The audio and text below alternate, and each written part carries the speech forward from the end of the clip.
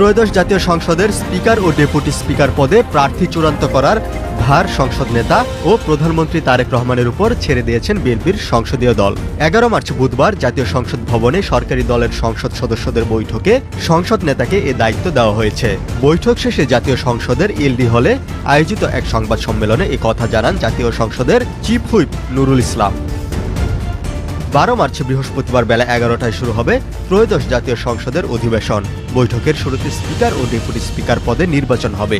নুরুল ইসলাম বলেন, স্পিকার ও deputy speaker নির্বাচনের ক্ষেত্রে আমরা সংসদ নেতাকে দায়িত্ব দিয়েছি, সিদ্ধান্ত তিনি দেবেন। আগামীকাল আমরা জানতে পারব। চিফ হুইপ জানান, বৃহস্পতিবার স্পিকারের চেয়ার খালি রেখে অধিবেশনের কার্যক্রম শুরু হবে। শুরুতে একজন পবিত্র কোরআন তিলাওয়াত করবেন।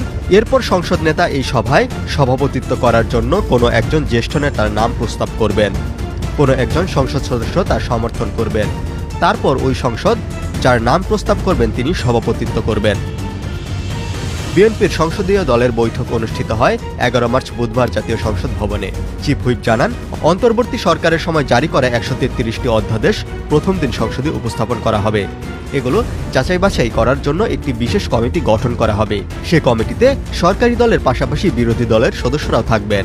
এক প্রশ্নের জবাবে চিফ হুইপ বলেন, প্রধানমন্ত্রী অত্যন্ত উদারতা দেখিয়ে বিরোধী দলকে ডেপুটি স্পিকার পদ দেওয়ার প্রস্তাব দিয়েছিলেন।